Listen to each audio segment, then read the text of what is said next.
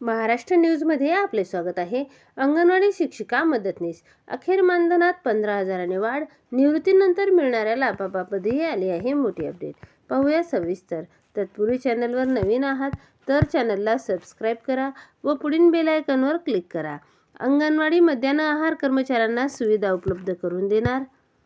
लहान मुलांचे भविष्य उज्ज्वल व्हावे तसेच त्यांना सकस आहार मिळावा यासाठी झटणाऱ्या अंगणवाडी सेविका मदतनीसांच्या वेतनात 15,000 रुपयाची वाढ करावी व निवृत्त कर्मचाऱ्यांसाठी 3 लाख रुपयाची तरतूद करावी. तसेच मध्यान्ह आहार कर्मचाऱ्यांना आरोग्याच्या सेवा पुरवाव्यात या मागणीसाठी AITUC संघटनेच्या वतीने सुवर्ण विधानसौध समोर आंदोलन करण्यात आले. सरकारी परवानगीशिवाय खाजगी संस्था नर्सरी, LKG, UKG वर्ग सुरू करत आहेत. त्यामुळे अंगणवाड्या बंद पडण्याची भीती व्यक्त केली जात आहे.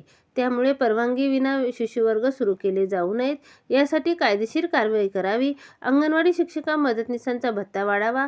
मातृवंदना प्रोत्साहन धन, भाग्यलक्ष्मी प्रोत्साहन धन दिले जावे. अंगणवाडी केंद्रामध्ये नव्याने गॅस व शेगडी उपलब्ध करून द्यावी यासह विविध मागण्या अंगणवाडी सेविकांनी केल्या.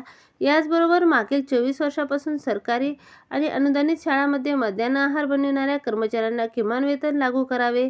विद्यार्थ्यांची संख्या कमी झाल्यास कर्मचाऱ्यांना कमी करू नये. शाळांमधील अंडी सोलण्यासाठी प्रति अंडे 1 रुपया भत्ता मिळावा. 100 विद्यार्थी असल्यास शाळेत केवळ 2च स्वयंपाकी असल्याने भार पडत असून अशा ठिकाणी किमान 3 मध्यान्ह आहार कर्मचारी नेमावेत अशी मागणी निवेदनाद्वारे करण्यात आली. नगर प्रशासन विभागाचे मंत्री रहीम खान यांनी अंगणवाडी तसेच मध्यान्ह आहार कर्मचाऱ्यांची भेट घेऊन त्यांच्या समस्या जाणून घेतल्या.